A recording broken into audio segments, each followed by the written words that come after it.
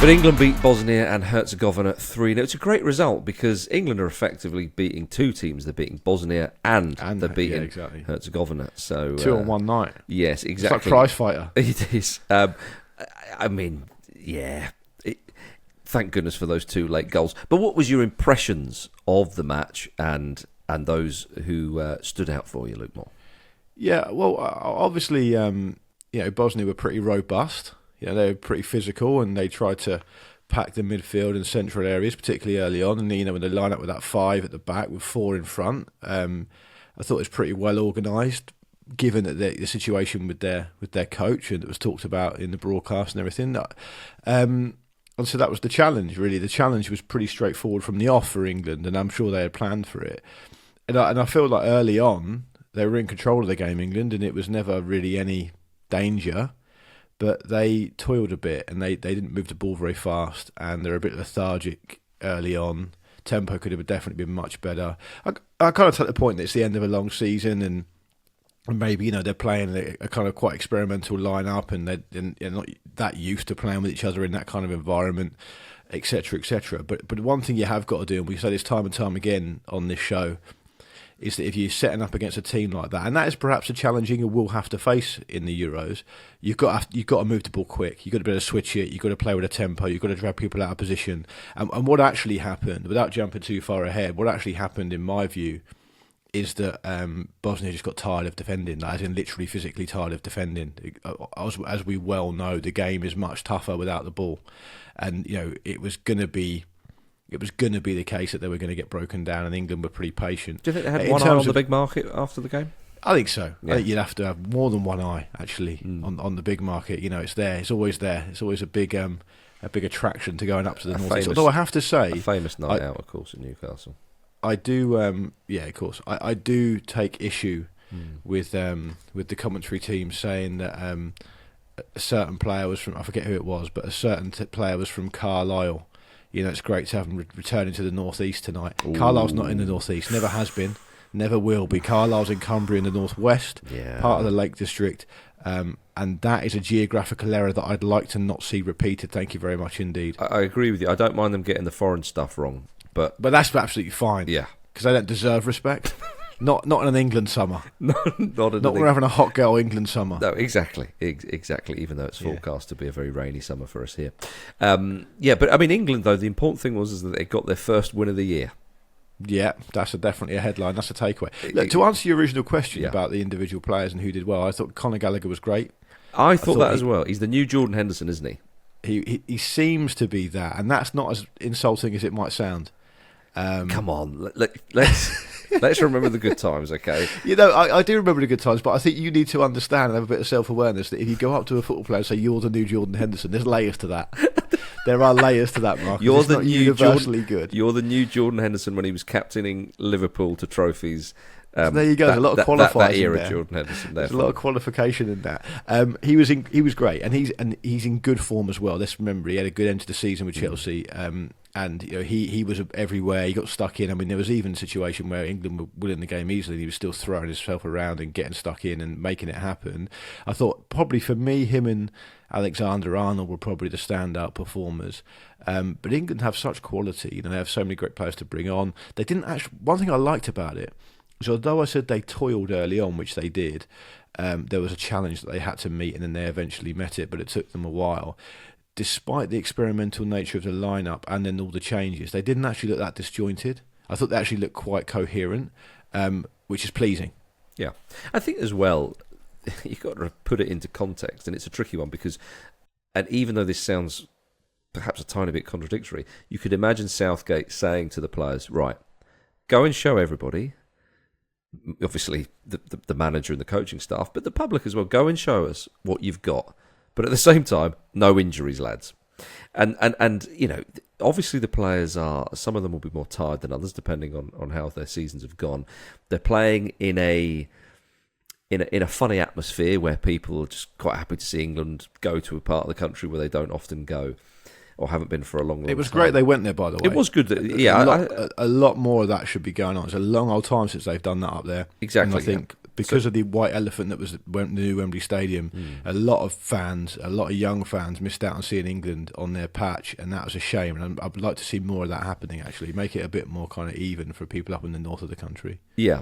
So there's that, and of course you're playing an opposition who, again, are experimenting themselves, quite frankly. I mean, obviously England are better than Bosnia and Herzegovina, but even for their standards, they were playing players, they were giving out, new caps and so on. So you put all that together, it is a little bit tricky. And so it's people were saying at half-time it's been very flat from England, and so, well, it had been, but that's just not that surprising. It's a touch disappointing, I understand. So I would just say to everybody that, okay, we got that lovely Trent Alexander-Arnold goal towards the end, and Harry Kane, obviously couldn't help himself. But what goes on in this friendly in terms of what will happen in the tournament, it doesn't really matter. This is picking the players who are going to wear the number 20 shirt, the number 25 shirt. That's where you're kind of looking at, I would suggest, by and large. But one man who did himself the world of good, and certainly at half-time everyone was talking about it, was Eberechi Eze. Vish got his wish. He started. He wore the number 10, although he played off from the left. But he is a delightful watch, Luke Moore. Yeah, he's great. He's a great option, and I was pleased he started the game. I said, didn't I, on the show on Monday that it looks like Grealish needs to start. I think he will start, and he needs to impress. That didn't happen. He obviously came on and did his thing, and perhaps he'll play on Friday. But Eze did start off the left and was good. He's such a positive player. He's an unpredictable player as well, intelligent with his movement too. He presents a different challenge, I think, a challenge that maybe you don't quite see that often. So it's good to see him in there and good to see him getting involved. And what you want to see, and you're absolutely right to touch on that, but just to expand on it a bit, you don't care about the result. I said that before. It doesn't matter. You can draw any conclusion you want from any kind of result England will have in these two friendlies, but you are looking for individual performances and moments and people impressing their or trying to kind of accentuate their chances. And I thought Eze did himself the world of good. He also seems like the kind of player who's not fazed by anything. And I said to you before, England have got so many players like that. Look at Cole Palmer. He's. You said to me once, it was a while back now when he was playing for Chelsea, when he got asked after the game about a penalty he scored, and he was like, "Well, yeah, it's a penalty. Of course I scored it." But having said that, it wasn't the cleanest strike in the world for his penalty. And I think the penalty came along at a really good time for England. And we have seen. I want to say, you might put me right here, but if I'm wrong, but we've seen England get a lot of joy, particularly in the 2018 World Cup, from penalty decisions when things were going perhaps not as well as they'd liked, or they were toiling a bit. There'd be a VAR decision, and England would get a penalty. And what happened in that game was exactly the same thing. It was a blatant penalty. The guy was all over his shirt and pulled him. But VAR really helped England out there, because I feel like once that happened, the dam kind of burst. And it was interesting as well that Cole Palmer took that penalty, obviously, because it would have been a minute or two later. Kane would have been. I thought they were going to bring on Kane for it. I thought he was going to go, come on. I want to get a bit more clear blue water between me and anybody who's wanting this England record. I'm not going to win any major trophies in my career. Kane was thinking, I need this penalty. I might not be on this plane otherwise. That'd have been outrageous. Cole Palmer's got the ball. Sorry, son. The big dog's coming on. That would have been absolutely outrageous. But he scored the penalty. The goalkeeper probably should have saved it. It wasn't the cleanest strike in the world, but it went in. And then from then on, England kind of built. But look, I don't actually think anyone did themselves any discredit at all tonight. So if we're going to talk about standout players, we've mentioned one or two there, but I don't think anyone had. I mean, to be honest, chiefly because it was an attack versus defending training exercise. Really, defenders had nothing to do, with the exception of perhaps Konsa at right back, who was up against a bit of a flyer. On the Bosnian left back side, Gazabegovic is a very, very quick player and tries to be positive from what I've seen. So Konsa had a challenge there, and he's never really talked about as a right back either, including by us. But he has played there a fair amount this season. He played there at the Emirates when Villa beat Arsenal 2-0. So that was an interesting area. But other than that, there was no real negative, I don't think. No, and as you said, difficult to find a negative when England had nothing to defend against, really. So, I mean, Dunk looked pretty assured. I mean, Gay, it was good for him to get some minutes as well. Got a yellow card. It was like, okay, get that out of the way. So you're right. I think you try and read into it as much as possible, but ultimately there's not a huge amount to read into. But I think one position now where there's fierce competition, without a doubt, is that left-sided position on the front three, so the left wing, we'll say.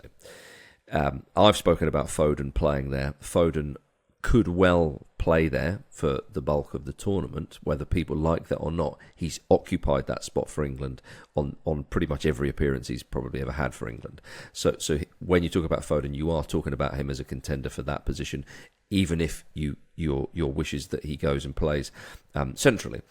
So Foden's out there. Grealish, of course, has been more as an impact sub, but he's played there. Anthony Gordon's had a great season. Luke, you've been talking about Gordon potentially starting for England because you'd prefer Foden to play in the central position, the central attacking position in there. Eberechi Eze, what he's done now is he said, "Come on, you want a bit of this, dear? Take me to the tournament." That's what he's done tonight. And what I love about Eze, there's so much to love about his game, is he offers something different from all those other players. In that, he's so tenacious and so powerful and can beat players for fun. Grealish can beat a man. Foden can beat a man. Gordon can beat a man. But the way Eze does it in those tight spaces, just the acceleration. And again, the acceleration of those other three players is good as well. But Eze, again, just provides that little bit extra something. I'm not saying he's better than them. I'm not sort of ranking him in the form. I mean, clearly Foden is the standout player there. But he offers something a little bit different. And I think it would be very hard for Southgate now not to take him. But, yeah, I just don't see him dropping Grealish. I really, really don't. And there's been a lot of chat that Grealish is under pressure. Now, when we did our 26-man squad, we had all four of them in there. Yeah, he squeezes in Grealish, and to give. Do you think he will? Having seen what you've seen tonight, do you still think that all four will go? Well, as you've said, Southgate likes Grealish, on and off the pitch. And I said to you a week ago or so, it's not been a vintage season for him. And, he's certainly not hit the heights that he hit the season before with Guardiola at Man City. But he has made a contribution to, the league-winning team this season and probably the best club side in the world, at least one of the best club sides in the world. It's all good stuff, really. I mean, I guess the harshness of saying that 7 that we talked about on Lions Watch 2 weeks ago, the harshness is probably losing Branthwaite, but I think it's too early for him. I don't think Maddison did anything wrong when he came on tonight, but he's had a poor end to the season. I don't really think he's justified a place. And you're losing Lewis Dunk, who Southgate seems to really like because he started him tonight. I actually didn't think there was any point in starting Lewis Dunk tonight, but he's done it. So he's obviously done it for a reason because he probably thinks that, well, Stones has been in and out of football this season. Maguire's had his issues, blah, blah, blah. We need to try out these different defensive players, which is why he shuffled the defence quite a lot throughout the game and brought subs on and all the rest of it. But to me, it does throw a weird spanner in the works because I don't see the benefit in starting Dunk because I just assumed he wasn't going to take him. Yeah. So now it seems a bit weird. Well, I think you're right in saying that he obviously likes him. I think he probably sees him maybe as backup to Harry Maguire. I mean, people might make a slightly lazy... I would have thought Branthwaite would be that, though, now. Yeah, not got the experience of Dunk, you would say, but I was surprised he started Dunk as well, but that's what he's done. I think the next friendly will be a little bit more like it, you would expect. And he may not be... he's probably undecided as well, so he wants to just keep having a look at everybody and seeing how they respond and so on. It's a tough old decision he's got to make. But the final position that I wanted to ask you about was Kane's backup. Ollie Watkins started the game. You always ask me about Kane's backup. I do, and I'm going to ask you again. I feel like a pop artist that's only had one single. Everyone just asks me about it over and over again. But what a hit it was. We had Ivan Toney in the 7 that will be cut when we were trying to what we think would happen and what we think should happen as well. I have to say, Watkins, he's had a great season. I just don't seem that convinced of him in an England shirt. I understand that he's playing with an experimental side behind him, really, by and large, and it might be a touch harsh, but he's had 12 England caps now, and I just think that his presence up front for England, it doesn't really add too much. It's a big drop off from Kane. The example that we have really of Toney in an England shirt was against Belgium, which is his first start, I believe. he looked more the part. He looked like he had a bigger presence up front for England than Ollie Watkins has provided. Now that might be harsh on Watkins, because when he tends to play, it's against poorer opposition. I remember him scoring against San Marino, for example. He's played in an experimental side tonight in a bit of a funny game. But you do need a solid backup to Kane, just in case something happened to Kane, and I'm still not that convinced with Watkins in an England shirt, is what I'm ultimately saying. I think it's harsh. I think that's a harsh assessment. I think Watkins is pretty good at occupying centre backs. Does a lot of busy work off the ball. He's hard working. He can link up play really well, as kind of typified by the amount of assists he had in the Premier League this season. Well, let me word it a different way. From the short, tiny sample size we have, I'm more convinced still with Tony in an England shirt than Watkins. It's nice options, but I guess it just comes down to what you value. If you value the time that's being spent at the England camp, or whether you value club form, because let's be real. Yeah, if you're going to make big shouts like that, Marcus, and back him up, you need to accept that Tony's only played twice for England. Indeed, so the sample size is tiny. Yeah, and so Watkins' sample size is bigger. And I like a lot about. There's a lot to like about Tony. Watkins this season has been absolutely outstanding, and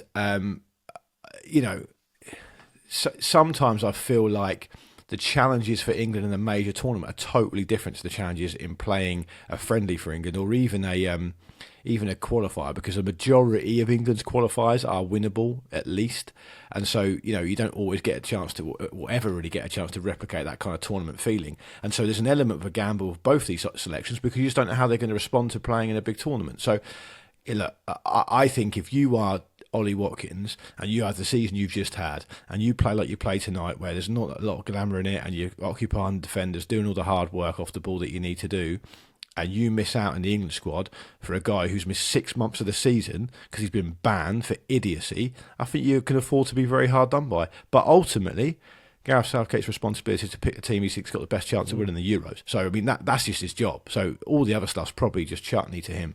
I agree with you. Tony might get a chance on Friday. He might get a chance on Friday. And your points there, I don't disagree with them. I say it kind of through, I sort of wince as I say it, but just to reiterate, that's such tiny sample size we have.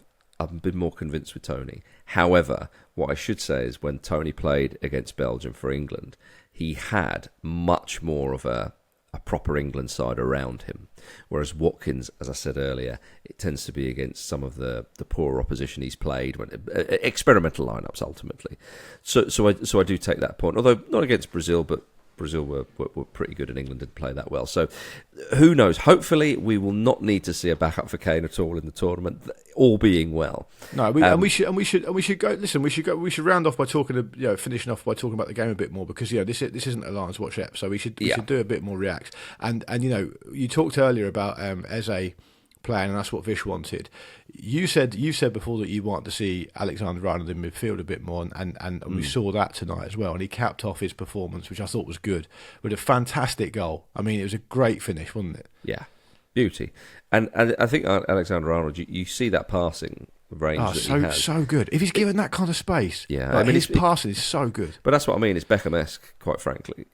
David Beckham was the best passer of the ball that we've seen for England, and the way he could switch play very, very quickly. Trent Alexander-Arnold can do that. And again, you don't think of a guy who's, fullback, midfielder hybrid as the type of game-changing impact sub that you would do for other players in other positions. But he could be that. And I think, before the match, Channel 4 was showing some of the highlights of Trent's time in England, and those passes that he does on the half turn when he just whips it round and plays the wingers in the one Saka scores against North Macedonia being one, and so on. Those kind of passes, I think he nearly had Watkins away at one point. They're absolutely gorgeous, and teams know that. About Alexander-Arnold. Do you go tight on him? Do you drop off? Again, he'll worry opposition players if he plays. I don't think he starts for England, but I think he's a great option. And I feel less worried now that if England got injuries in the central midfield. I said before that Declan Rice is England's most important player because if he doesn't play, who on earth will? And I kind of still think that. I mean, Kane would be a very, very close second, if not joint with Rice. But again, don't want to go crazy on a friendly against Bosnia and Herzegovina. But Gallagher in there was decent, and I think Trent Alexander as well as another option. Kobbie Mainoo, I think will go. I think he probably should start for my money. We've talked, in Monday's Ramble, we talked about, Bellingham being. You just start naming the names, you start having a look at the performance, and you think actually it's not as terrible as we thought. I don't think. No, and I think also, talk about options for different ways of interpreting different roles. I mean, that's perfect with Alexander-Arnold because what it does is it shows this. I mean, Bosnia are Bosnia, right? They're ranked about 74th in the world. They're not going to the Euros. They lost, unfortunately, in a playoff game against Ukraine at home. For those who don't remember, they were a goal up in that game as well, but they missed out. They're in a transitional period. They're not a great side, right? Fine. England aren't going to win any prizes for beating a team that's ranked 70-odd in the world at home. We know that. But what's interesting is England could come up against a much better team than them that is still frightened of England's quality and therefore still thinks the best way to play against England is to sit in. And, not every team is France, right? Even Germany may think, you know what, all the weapons that England have got, if England end up playing Germany, they might just sit in and try and catch England on the break and frustrate them, right? If you do that, I think based on the evidence of tonight, Alexander-Arnold becomes a sensational option because what it necessarily means is if you're not going to press and you're going to give Alexander-Arnold space and time, he is 50% technique, 50% vision, and he will open you up like a can of beans if you give them the chance over and over again, and that gives them something to think about. Then they start to think, we can't leave the midfield without much time on the ball, so we're going to have to come out, and if you come out that leaves gaps elsewhere. So he's a really potent option and weapon for England to have when employed at the right time against the right opposition, if, and this is a big if, Southgate feels brave enough to pick him. And that goal he scored is a great example of an underrated part of his game, I think, where he's very good at surreptitiously drifting into space. And it's the amount of times you see him in that kind of position with no one around him, and he's got the confidence and the technique to strike it first time. It's not the first time he scored a goal like that. I'm hoping this summer it won't be the last either. Indeed, yeah. Well, England, of course, play Iceland on Friday, which is the deadline for Southgate to submit his squad. So I can imagine there'll be some intense training sessions from now until then in the England camp, but hopefully no injuries, because that would be a shame. And we often see an injury or two, don't we, just before the tournament. So fingers crossed for that. Let's all pray for David Beckham and Wayne Rooney's metatarsals. Indeed. Could they sacrifice a metatarsal each? Maybe. Although so we don't have to have an active player with a broken one. True. We've always got the Uri Geller option to try and get them fit, though. Do you remember when Beckham did his metatarsal? Before that incident, not one person in the UK had ever heard the word metatarsal before. No. It's completely new to us. I don't want to hear it ever again, quite frankly.